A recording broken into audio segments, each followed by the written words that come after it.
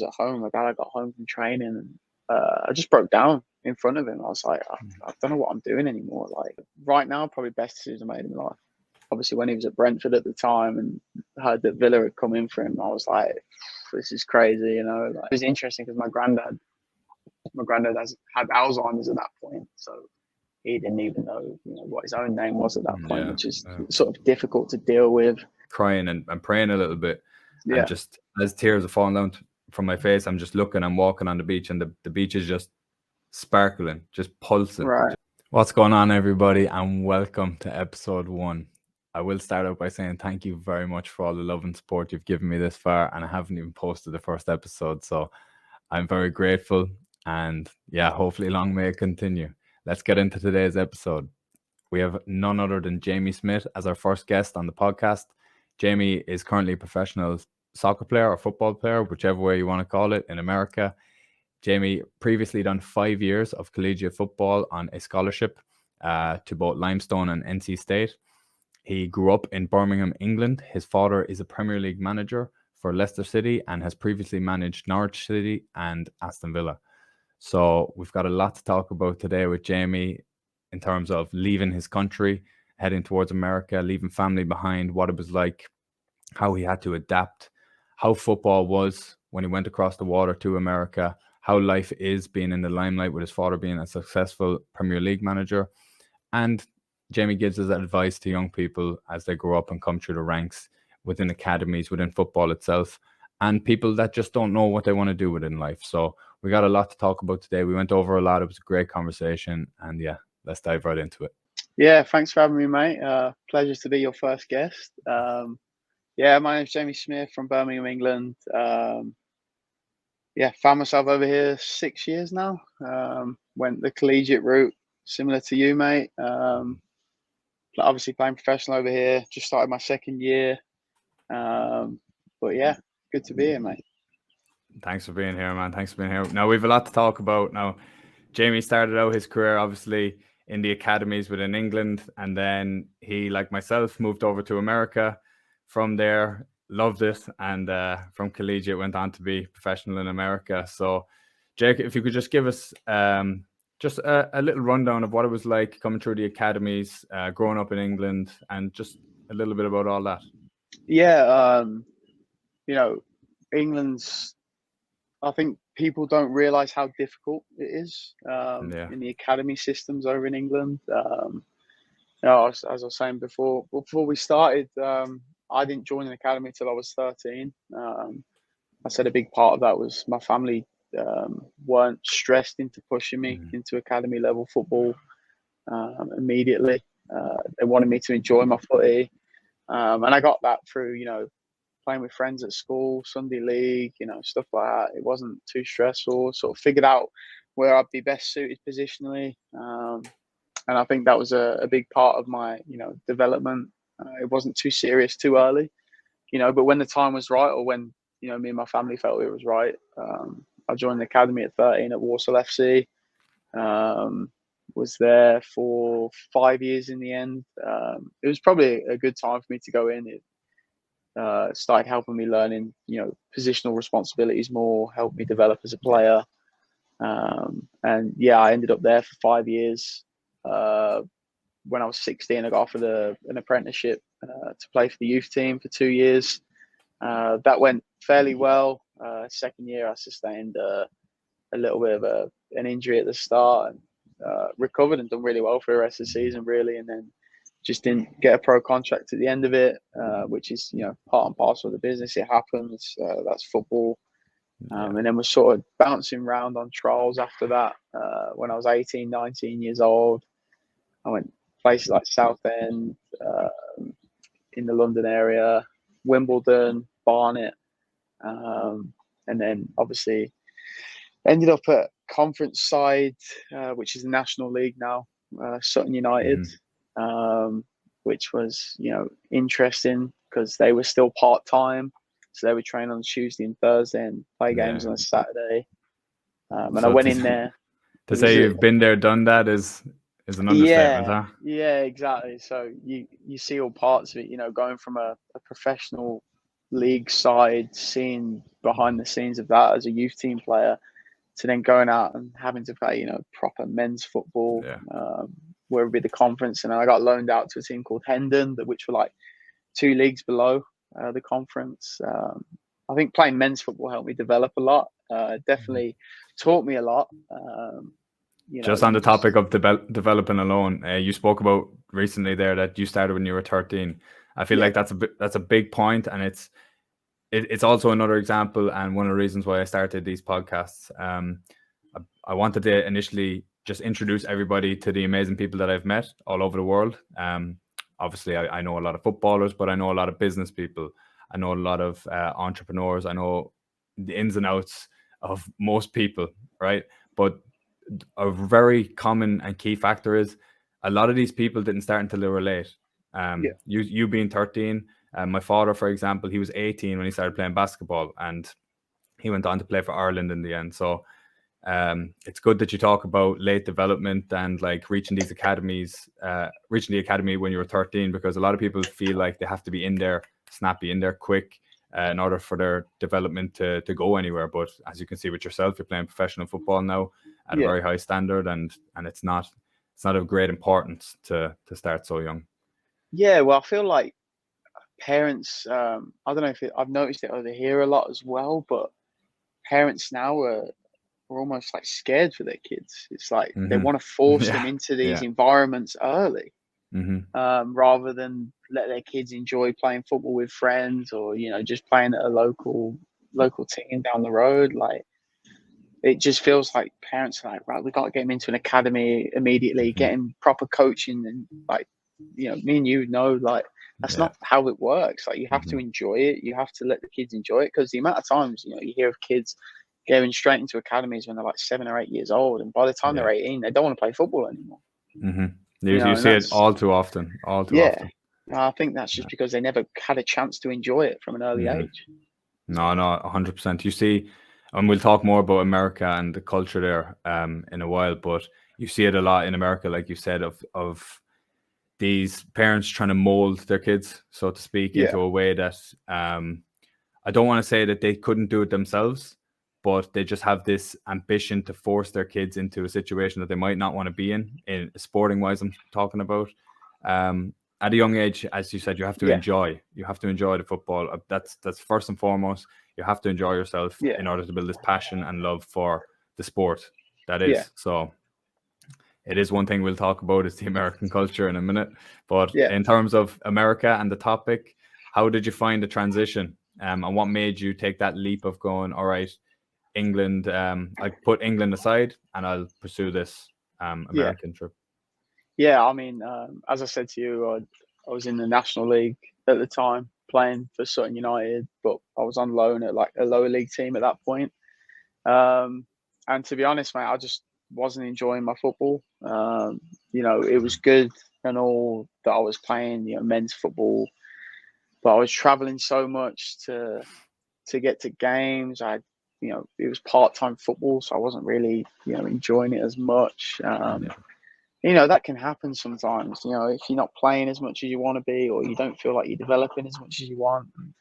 I just remember there was a moment, I was at home, my dad got home from training, and I just broke down in front of him. I was like, I don't know what I'm doing anymore. Like, is this for me? Like, do I really want to play anymore? And we just sat down and had a genuine conversation about what I want to do next. And this was around May time. So like a lot of colleges had already, rostered their teams for that year, and I was 19 at this point, so there was issues with like education and stuff like that. And we had a conversation, and it was just happened to be that someone who worked at Warsaw, her name was Sue Lane, she got in contact with me because she's a good like family friend as well, and she said, well, there's some American colleges that have reached out, seeing if any players would be interested. So, and Limestone was one of them. I just happened to reach out to the coach, Tom Morris, at the time, who was another English lad, and just spoke to him via video call, and met him in England with my dad, and he was just talking about it. And it happened to be that all the scholarship money had gone at that point, but they didn't know much about me. I didn't know much about them. Yeah. And it was sort of like a stab in the dark. I just went for it. It was something like, well, I get the opportunity to play and to do education. I said, I don't have to be there for the 4 years. Like, I can give it a go, see what happens, and come back if I need to. So how would you describe that decision right now in a couple of words? Right now, probably best decision I made in my life. Quality. That's what I was hoping. That wasn't a few. That was more than a few. But, but that's what I was hoping to hear, and it just goes to show that one emotional situation where you just sat down with your family and you probably felt that rock bottom, but it turns out that door that you're about to open has put you in the spot that you're in now, and that's amazing to see. So when you went over to America, how was your adaptation to the culture and the people? Were they welcoming, or how would you describe Americans? It was interesting because I found it like a fresh opportunity, sort of an opportunity to start over almost.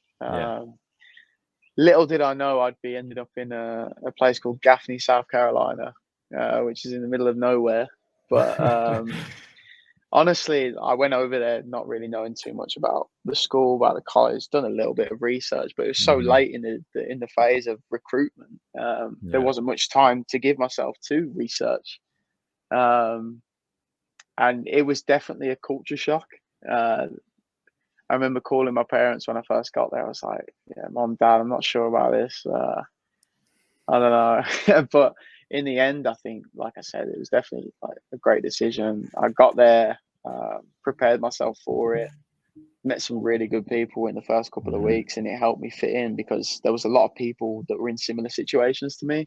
I'm meeting guys who are coming from France, coming from South Africa, all different countries are in the same boat as me. And we've just ended up in this spot in America. And now we're going to be like friends for life. We're playing with each other, enjoying ourselves. And it was a really small school, so it was very tight knit. So like everybody knew everybody. And I definitely enjoyed that factor of it.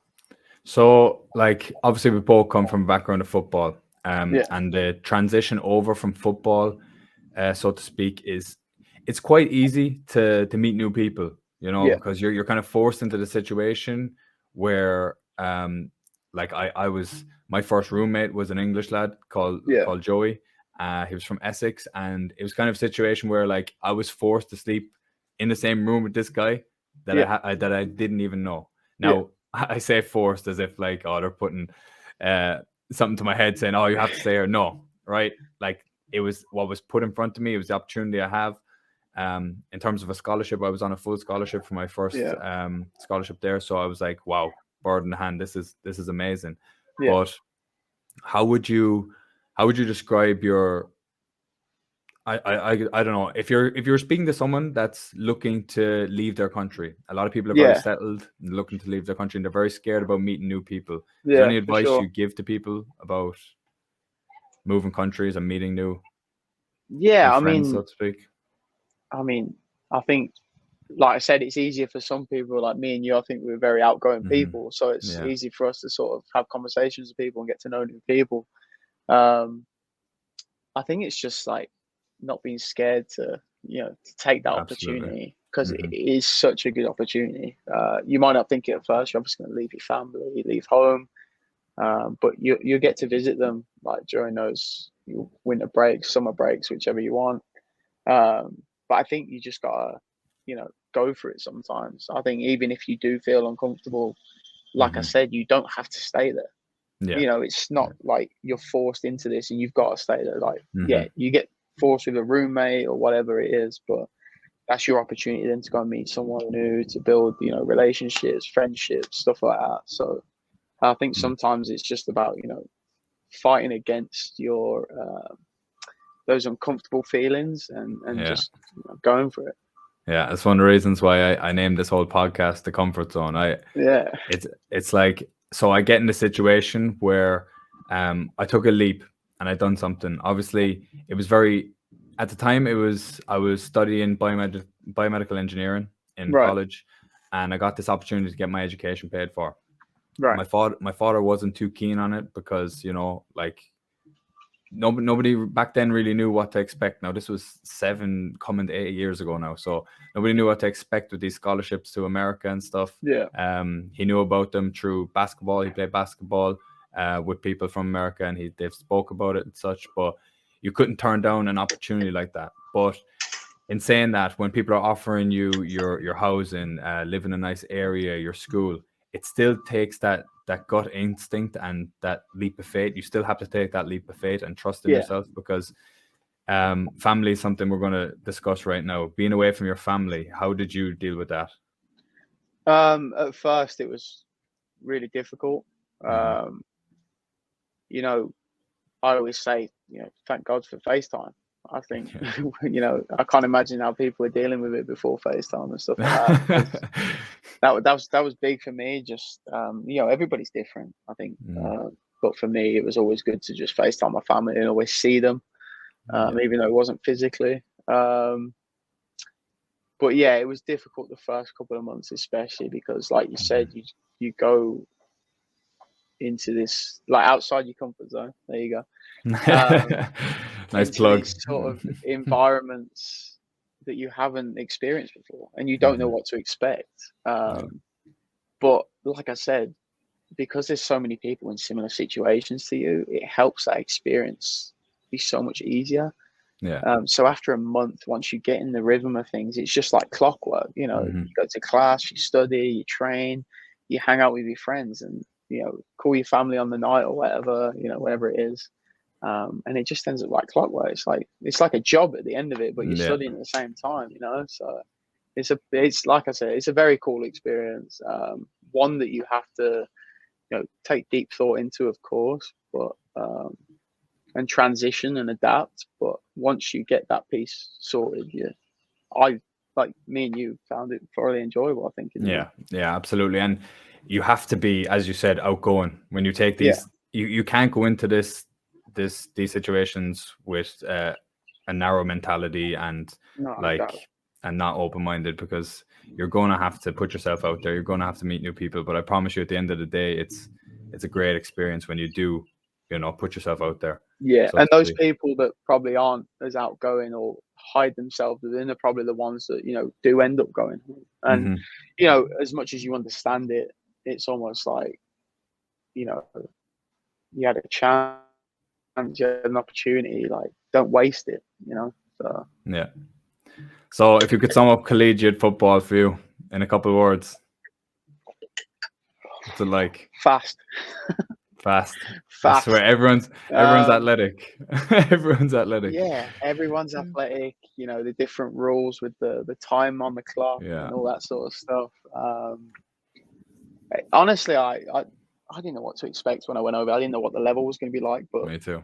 Even though I went over to D2 to start off with, I was pleasantly surprised. You come up against other foreign players, Americans as well, and that athleticism you definitely notice early on. There's a lot of very quick people, athletic, big, strong people. Mind you, not surprising that gym's over here, though, to be honest. Yeah, I swear the facilities are top notch. We will say exactly. That. And that was a big thing for me. Even though it was such a small school, we still had a huge gym, and it was you can see why they've got so many big athletic people. But never used it though, huh? Not me, no. Me too. Stayed on the grass. Stayed out of it. That's what we learned from a young age, anyway. It was nice to look at. Yeah, exactly. Let them do the big weights. Yeah. But yeah, I was pleasantly surprised with it, to be honest. It was a lot better than I expected. The facilities, some of the stadiums you go and play are very interesting, depending on who you're playing. But yeah, I was pleasantly surprised when I went over there. Yeah, absolutely. So you obviously had one goal go viral. I think it was posted by Sports Center and the rest of the lot. Yeah. How did that feel? You felt famous?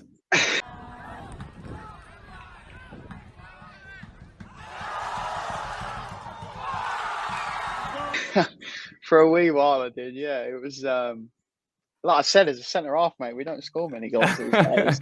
So when they fly in the top corner and you get an unbelievable camera angle of it, I think you've got to try and post it as much as you can. But I didn't really expect it to take off as much as it did. I remember scoring it. It was quite funny because the whole week I'd been ill. So kind of like I had like a cold or whatever, and I was like, I mustn't have been thinking at that moment. Like I should have probably crossed it in the end, but I It remember, was a cross, no? yeah, it probably was. I definitely meant it. I'll be honest. I saw the keeper like come to his near post, and for whatever reason, I just decided to cut inside and whip it. But yeah, it was probably one of the best moments, if not the best moment, of my collegiate career. Pretty cool moment. And obviously, when everyone started reposting everything, I was just like, "What the hell's going on?" People messaging me, like just sending me random links and accounts I've never even seen before. I'm just like, "What?" Yeah, for those that haven't seen it, I'll either post it on the screen or I'll put it in the description because it was a rocket. I have to give credit where credit's due. The thing is with Jamie, those who don't know, you can't give him too much compliments. He'll take him and run with him. So we'll give him that one. Yeah. So obviously, resorting back to the topic of family, for those of you who don't know you, can you give us a bit and tell them about what your father does, of course? Yeah, so my father's a professional football coach, head coach, manager, whatever. Head coach of Leicester. He just took over. Recently, he was at Norwich City before that, and then he was at Aston Villa. He was the coach that got Aston Villa promoted back to the Premier League just before Steven Gerrard took over. And he was at other clubs like Brentford and Walsall before that as well. So he's been a coach professionally for the last 16 years, I believe. And like I said, yeah, he's currently in a relegation battle with Leicester at the moment. So that's unbelievable. Cool. So one of the teams you brought up, I know personally, but obviously the people that watch and don't know, Aston Villa was a big one for you and the family, right? Yeah, 100%. My granddad used to take my dad and his brother to games when they were younger, and they used to like clean the seats. And he used to be a steward there. And then obviously that just got passed down through generations. And my dad's always been a huge Villa fan, and then he passed that on to me. So obviously when he was at Brentford at the time and heard that Villa had come in for him, I was like, this is crazy, like all my mates are massive Villa fans as well. So it's like everyone's trying to find out the news, like what's going on. I'm like, I can't really tell anyone what's going on. That bit must of a be weird tough. one. But yeah, it was kind of weird, a bit surreal at the same time, because like I was already over here in America at that point, so I didn't really get to have the full experience of it like my family did. It was sort of like from afar, so it was kind of cool, and just seeing it, from afar, just watching on the TV screens over here was different. But obviously, when I got to go home and experience it, that was pretty surreal as well. So that's what I wanted to ask next. You say you didn't get the full experience, but I'm seeing pictures of you after they won that with Jack Grealish, hair all over the place, John Terry. Yeah, what's it like being around people of that caliber? Yeah, I mean, it's pretty cool. Like it's like I said, surreal is always the word that I use. It's funny because like at the same time you're like buzzing because inside I've been a fan. I've been a fan all these years, and like these are players I've supported, and I'm like buzzing, like going in to see the training ground and stuff like that. But at the same time, I'm like, let's stay professional. Keep that's the coach. Straight face. Yeah, exactly. It's just like handshake, how you doing, mate? Yeah, no big smiles or anything like that. But it's pretty cool when I got to go home. I think the first time I went back was during Thanksgiving break when he first got the job. And I think we played Birmingham City, who are like biggest rivals. We ended up beating them 4-2. And I remember the crowd that day was unbelievable, and got to go to the game, met like all the players after the game and stuff, and they were buzzing after that win, obviously. So that was pretty cool to go back and see that game. But then, like I said, I think we were in Asheville playing together, and we watched the semi-final, the playoff semi-final, and the penalties, and I went absolutely mental after that. And then had to make the trip home, to go to Wembley. Like I wouldn't have missed that one for the life of me. But I remember the day of that game. Like my dad was probably the calmest guy in the family at that point. It was so weird. Like, he's the one coaching the game. We're all booing ourselves. And I remember I didn't eat or drink. I think kickoff was like 3:00 or something like that. I didn't eat or drink all day. Didn't speak to anyone. Just kept myself to myself. Got ready for the game. And then obviously the emotion pours out when you're watching it. And the fact that it was our team, that we got back to the Prem after like a couple of years of despair, you know, after being relegated from the Premier League and stuff like that, to know that, you know, my dad was, you know, part of the forefront of his team that helped guide them there was sort of just an amazing feeling. Like seeing my nan happy, my uncle happy, my dad's brother, who like had loved the club for so long as well. And it was interesting because my granddad had Alzheimer's at that point, so he didn't even know, you know, what his own name was at that point, which is sort of difficult to deal with. And I can't even imagine how difficult it was for my dad, you know, being the head coach of, you know, the club that his dad's loved for all these years, but his dad doesn't even know it at that point. Was obviously sad, but just to see all their smiles on their faces after that, knowing that part of it was for my granddad as well at that point. Yeah, that's unbelievable. It was amazing, and yeah, there was definitely a hefty bar bill after that game. A lot of alcohol intake for sure.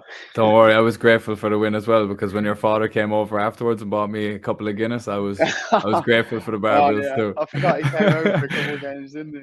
He came over after that for a little holiday and helped us all out for a couple of drinks downtown. So for those of you that don't know, myself and Jay actually, we could say technically lived together. We were in the same apartment building. Next door, weren't we? Yeah, our doors were next door, but they were like revolving doors. They were wide open, everyone in and out every day, shouting at the FIFA screens, you know, shouting at each other, making food, all of the above. Season and all that. Personal hairdresser deal was as well. Absolutely.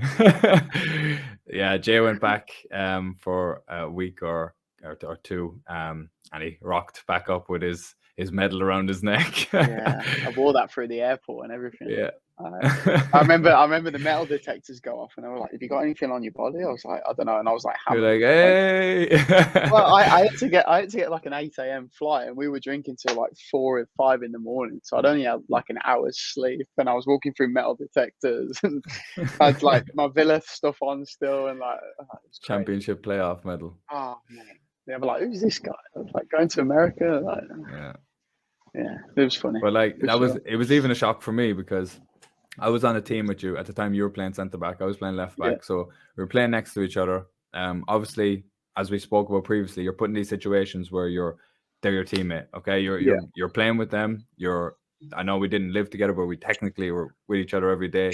Yeah, like you're put in a situation where you're forced to get to know the person, and then a couple of weeks later, there's a Premier League manager walking through my door when I'm eating a steak. So in that couple of minutes, I was like, what is going on here? What is going on here? So I know, it was great to meet your family. That's like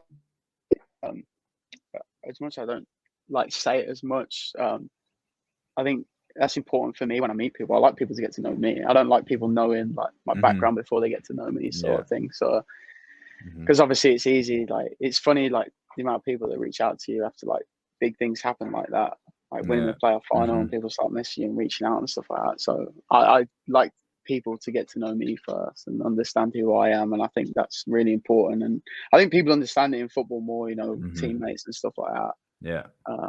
So it was cool, and obviously it's great to meet you guys, and you know, still talking now. I do love that you bring that up. I do love that you bring that up, though, because that brings me to a good point. Like, how do you deal with those situations that like people?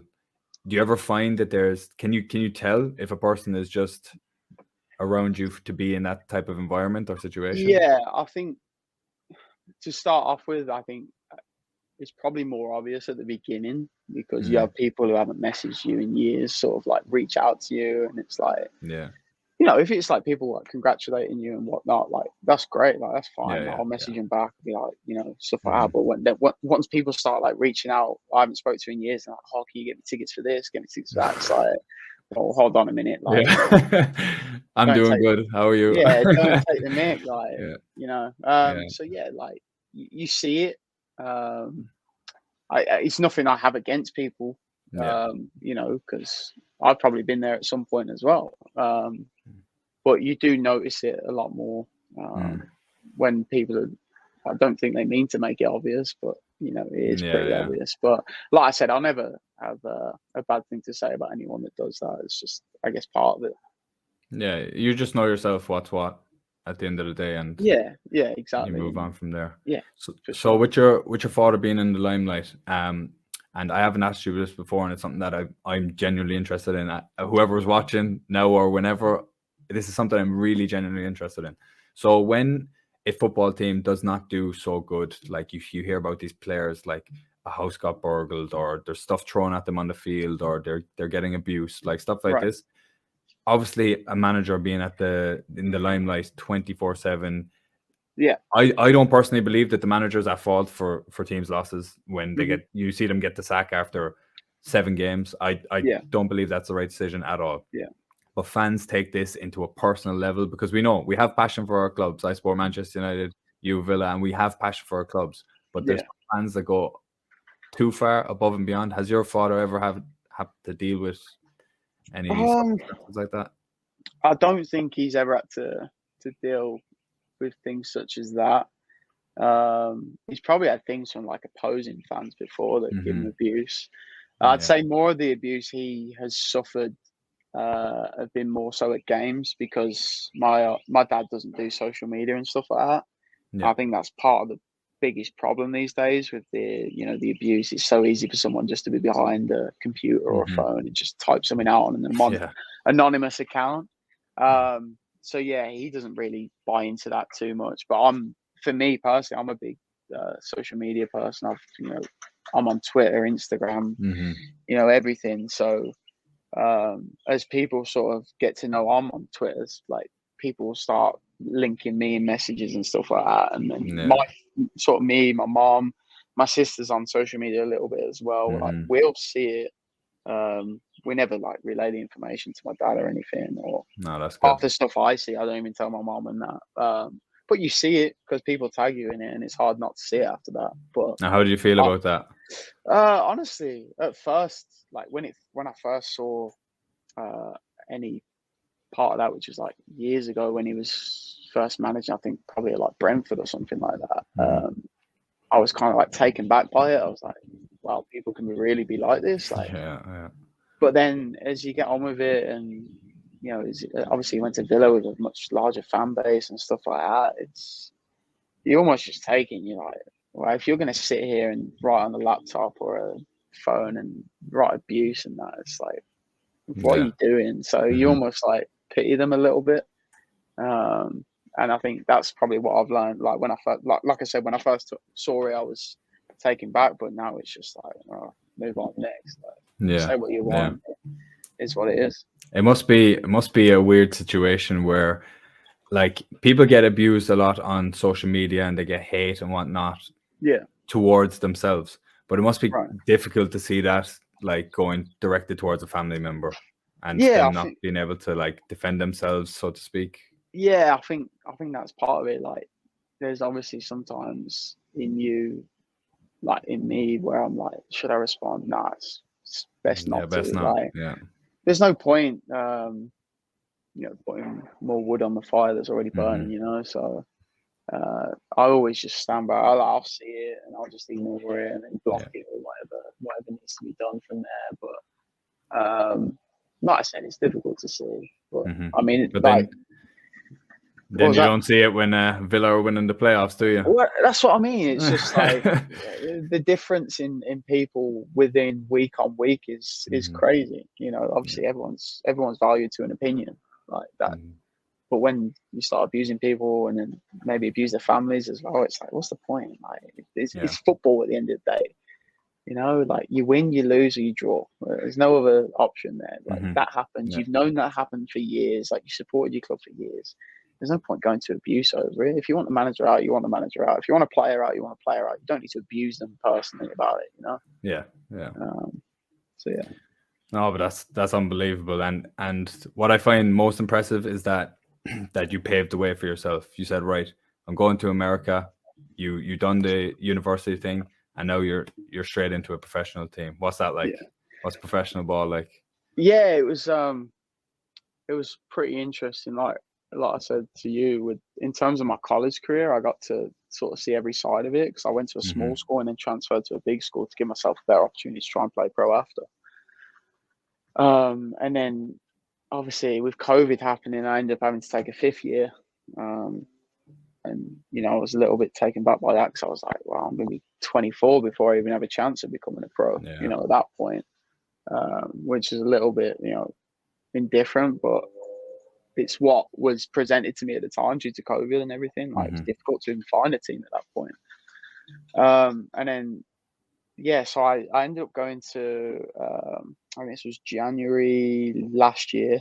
I ended up going to Rochester. They had a new team setting up, the one that Jamie Vardy's linked to. I ended up going there because I got invited to an open tryout up in Rochester, where it was like minus 14 degrees Celsius, like absolutely horrendous conditions. Yeah. It was just a week's trial where you trained for like 4 days. You had a game on the weekend, and then there were new clubs that were trying to find players, and nothing really worked out there. It wasn't really the best setup for me. It was a bit of a shambles, to be honest. The coaches weren't even there and stuff like that. And then luckily the week before that, I'd spoken to the assistant coach at Greenville, which was Alex Blackburn at the time. And we had a really good conversation. I think the biggest thing that stood out to me when I first spoke to him was like, he wasn't really talking about football or the club. He wanted to know me on a personal level and speak to me, like, and get to know me, which is big for me, because I'm quite big on that sort of stuff, like getting to know people before you jump into something. So, and then I got invited down there. So after I was done with Rochester, I just went straight to Greenville.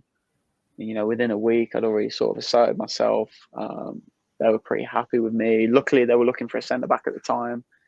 And just trained really well, really confident, really positive. Was just allowed to like play myself into the team, sort of thing. And then 2 weeks later, we had a game, I think, against Clemson. I'd done really well in that, and that was sort of like my tester game. And they ended up offering me a contract after that. So it was like a quick process. Obviously, I've had trials that can take like 6 weeks before. Sometimes it's just like finding the right place that suits you and what they're looking for. So it ended up being a good fit in the end, and excited to be here and excited to still be here.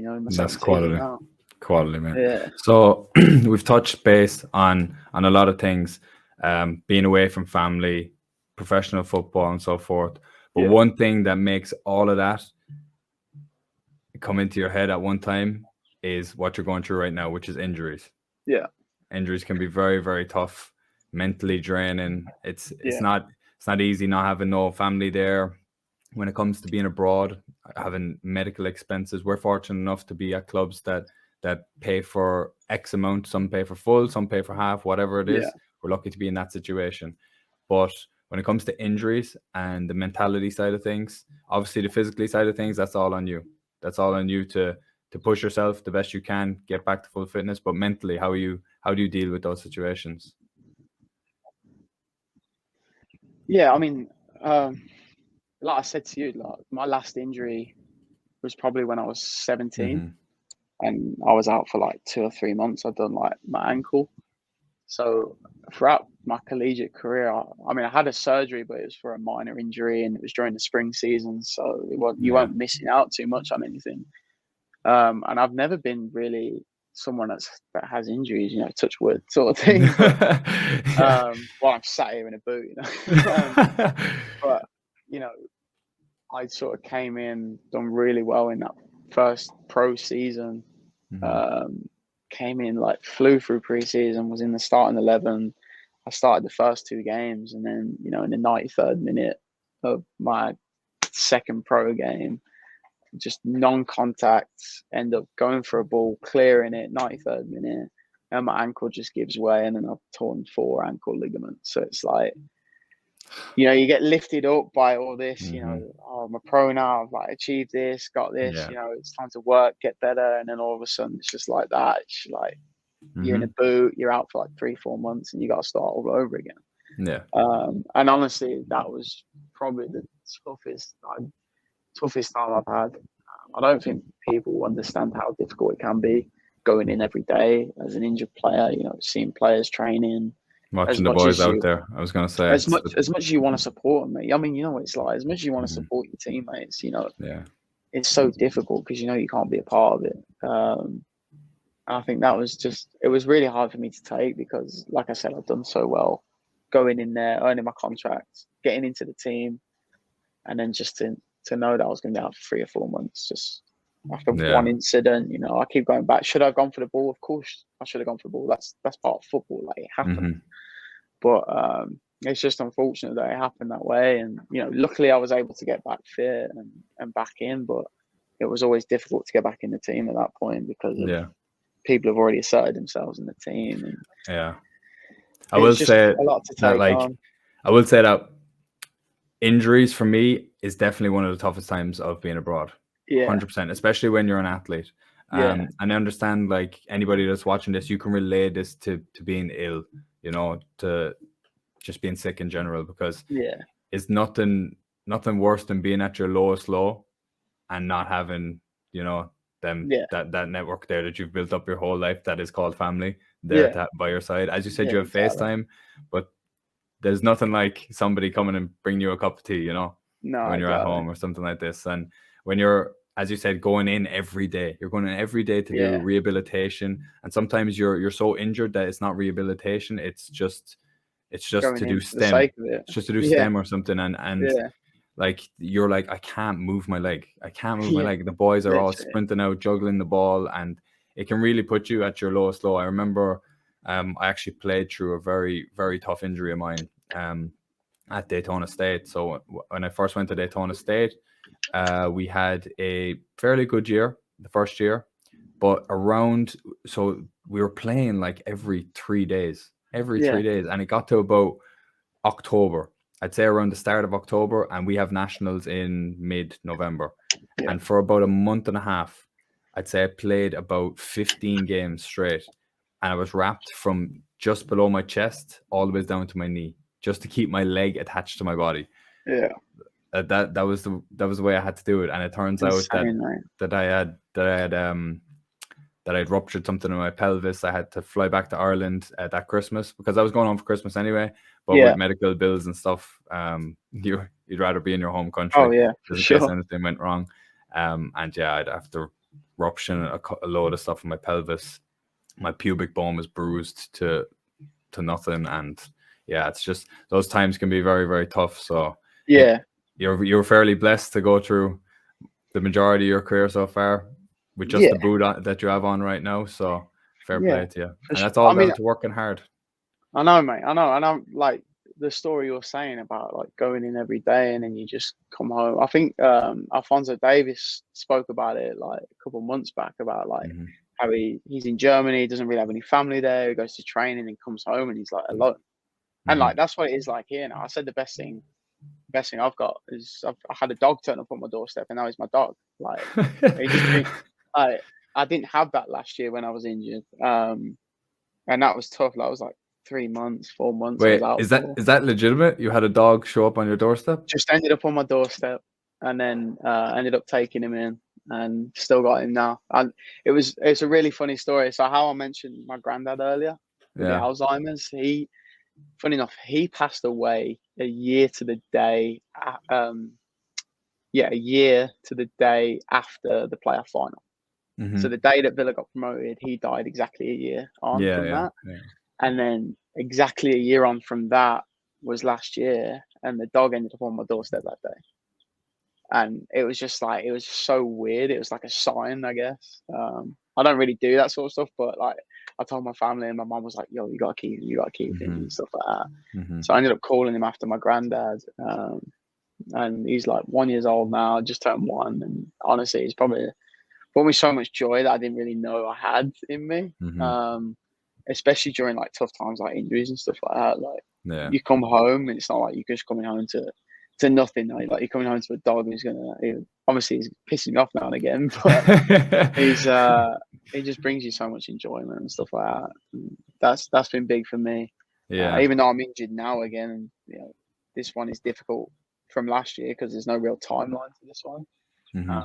But going home every day and seeing him just jump up on you is obviously put a smile on your face. Yeah, exactly.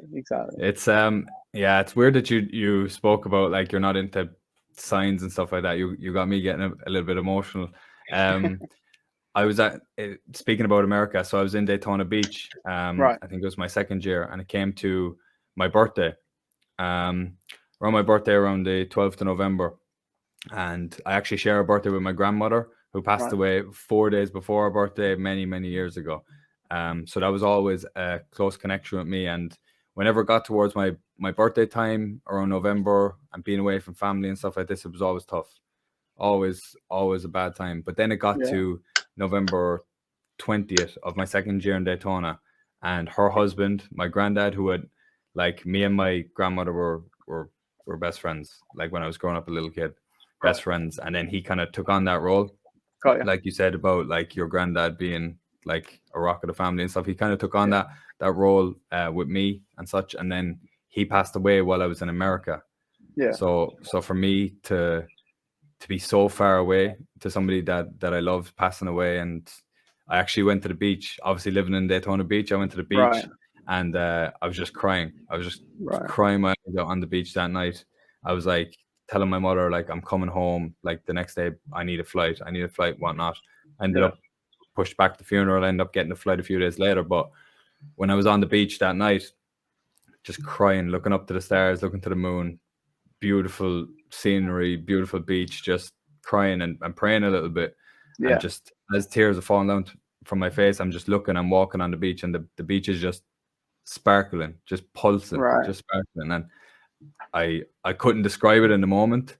And Yeah. I'm not into signs either or anything like this, No. but just some things in life that really like resonate with you. And that did. Yeah. It was like glistening. It was Yeah. like there were stars in the sand, and it was amazing. Just every Yeah. step I took, and Like surreal. yeah, especially. But that all ties into being away from home, and it's tough, because Yeah. as much as we recommend taking that leap of faith and Yeah. going for it, there is times that you're going to have a hard outer shell, Oh, and sure. just deal with For it. sure. And But it's all about those coming out the other side. yeah, and I think I don't know if you'd agree with this as well, but like those tough experiences that we've dealt with out here have Mhm. probably made us better people for it as well. Mhm. I think, the fact that we've came over here initially on our own back, has made us independent in one way, but then, having to deal with difficult things by yourself is another level of that independence that you grow from. And Yeah. like I said, dealing with like, injuries or whatever it is, family situations like that, it helps you grow as a person, and definitely makes you better prepared for the future. Yeah. And like, I don't know about you, but this is all about helping people too, and helping them make the right decision, or any decision at that, if it's going to make them happy. Yeah. But how old are you now? 25. 25. Yeah. When people look at you, they see somebody that has their head on their shoulders, going in the right direction, knows what they want. But do you know what you want to do after football, or if you were to get injured, what you would do? Honestly, I think the injury last year really made me think about that even more. Because Mhm. you earn a professional contract, and all of a sudden you're like, oh wow, I've done what I wanted to do. Like, Yeah. you sort of made it as such. Mhm. But then something like that happens to you, and you think, oh well, it's true. Like you're never going to play football forever. Sometimes you might even only play for a couple of years and then have to retire or whatever. Yeah. Or you just can't find another club. And I think that made me think about it a lot. I've started doing coaching badges at the moment. Mhm. I thought that's always a decent gig over here, especially with Yeah. football growing over here, to be like an international coach as such. Yeah. Is sort of a good venture or a good path to try and go down. But then, I've thought about other things about like, even like sports commentary, maybe even being a referee. I've always thought, Mhm. I just watch like referees these days, and how many referees are like former professional players.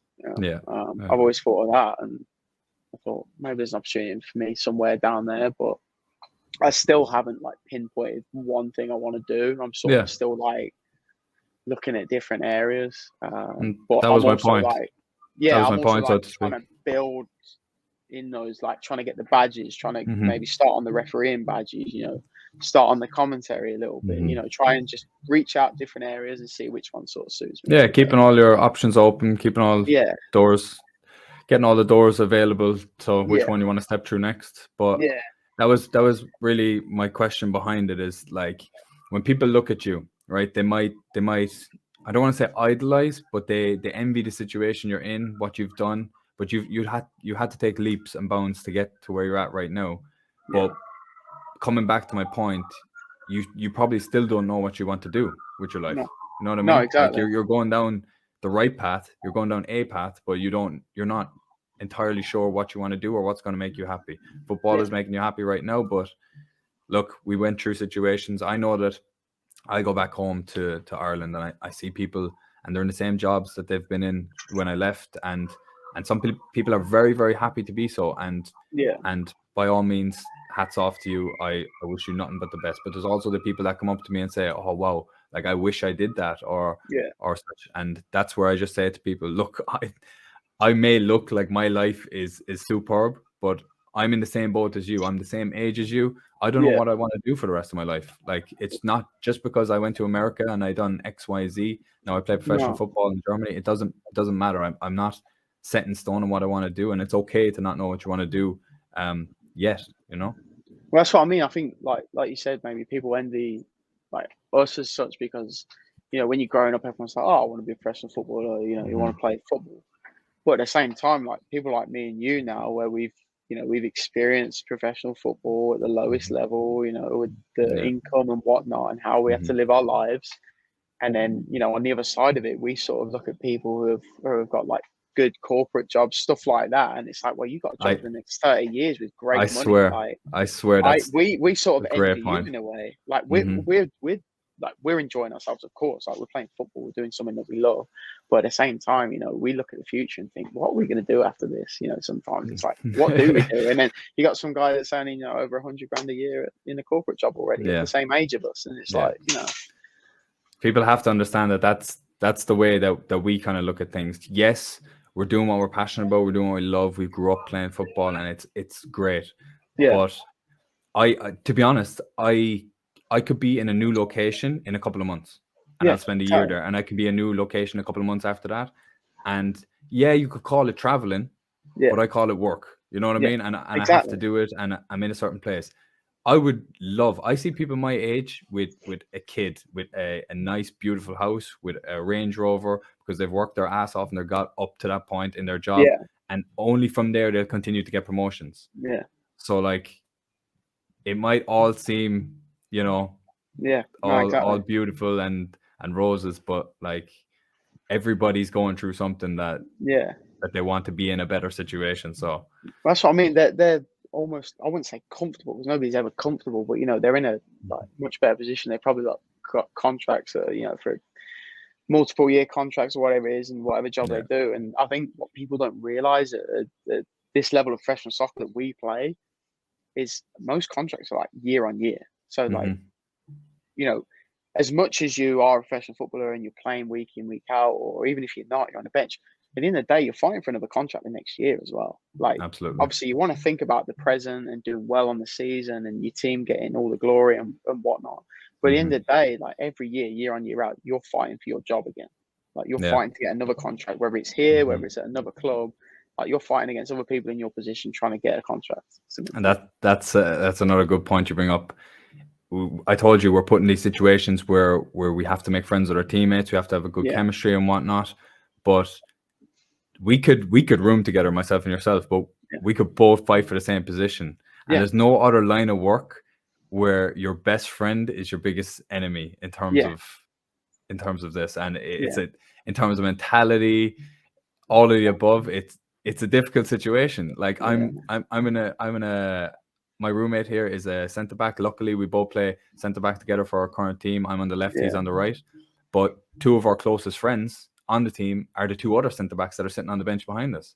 And yeah, it's a very, very difficult situation to be in. yeah. But you just have to adapt to it. And I No, think you we're do. immune to it at this stage. Yeah, you do. I mean, there's obviously times where you get dropped from the 11 and it's like, oh, I should be playing today. You know, you're a bit peed off sort of thing. Hmm. And then, you know, your mate's playing in the position you are and you're like, deep down, you're like, oh, well, do we want to win? Yeah, of course you want to win. I mean, it's your team at the end of the day. You have to support your team. And one thing my dad always tells me, he says it to his players as well, is like, always be a good teammate. Like, always be a good teammate, no matter what, whether you're happy, not happy or not. Like, your personal issues are your personal issues with the gaffer or whatever it is.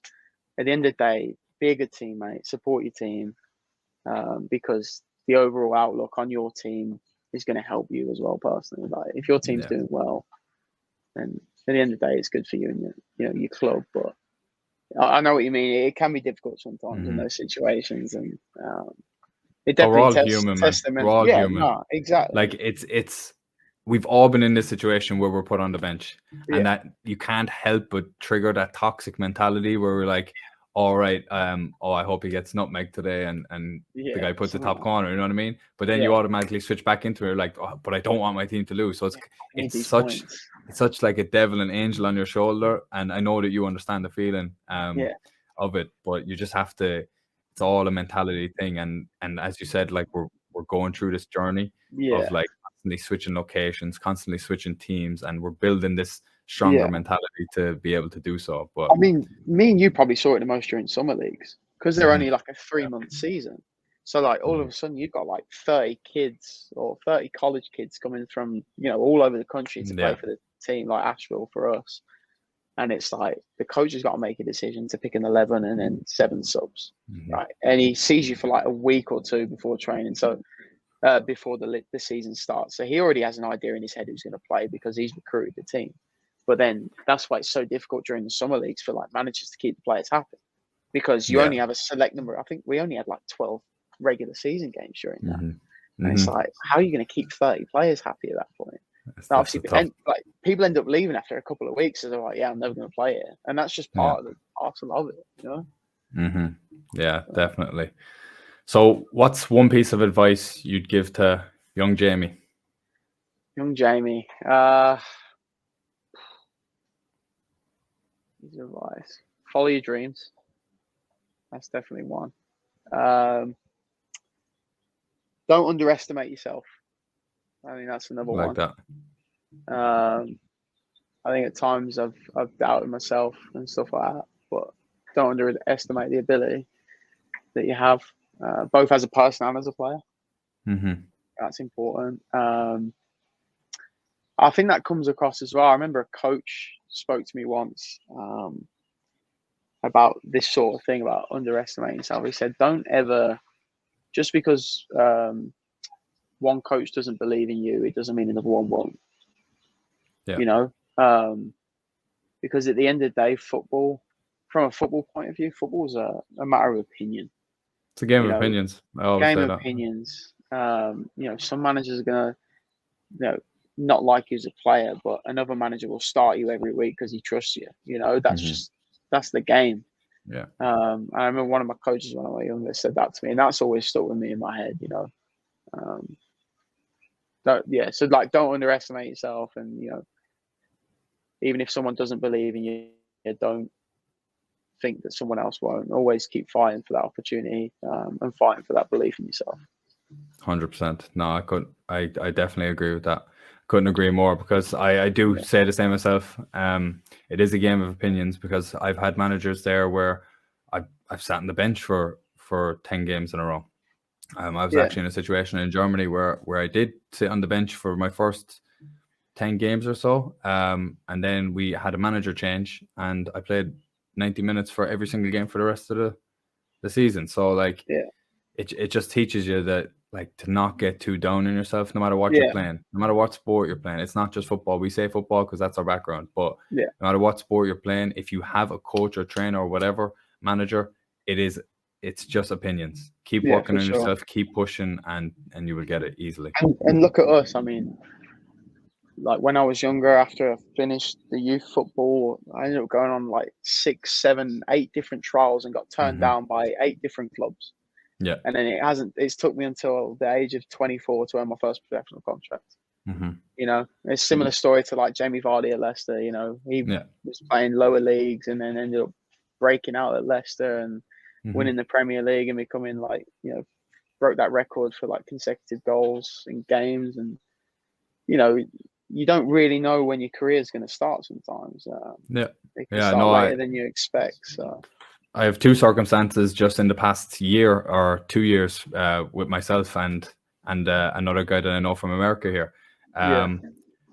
The one guy from America came over. He was trialing with the team that I eventually went to, but they said no to him. They said, you're not good enough. You're too small. It's centre mid Dylan Williams. He's a great player. Now he plays for Norderstedt in our league, and he's doing excellent. He's in the starting 11 every week, and they held the league. They survived in the league, and they finished the top half of the league that season. And the team that turned them down got relegated. The situation that I'm in right now, before I got to the team that I'm at currently, I actually was on a trial for a team that's in our league, and we took 4 points off them this season, and we're currently sitting ahead of them. So it's all, and they said that I wasn't good enough for. The words they said to me is they're not looking to sign a 18th man. Right. So the last name on the team sheet on the bench. Yeah. So I was like, all right, I appreciate you saying I'll be on the bench at least.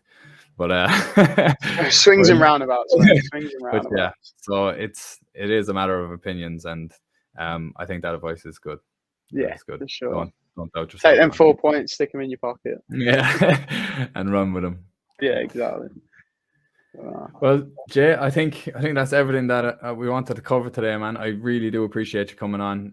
Obviously, this is my first episode. It's not going to be the greatest one of life, but I couldn't have picked a better guest for it. I appreciate we learn. Good sport. Yeah, we live and we learn, and we get better from here. Camera angles, audio, all of the above. I know. I'm the start. Watch the 10th one from now. No, we'll do this again. We'll do this again when it's all up and running. For sure. We'll have a lot more to talk about. Thanks for having me on, mate. Really appreciate it. It was a pleasure to be your first guest, as I say. No, absolutely. And I appreciate your friendship, man. I'm glad I could just show everybody the first person anyway that I've come across, and you've had an amazing story. You're doing tremendously well during football. I know that you have a nice happy family going for you there now in America, and I hope it continues to go well for you. Thank you. But yeah, thank you very much for being on. Yeah, that's everything. Thank you, mate. Appreciate it.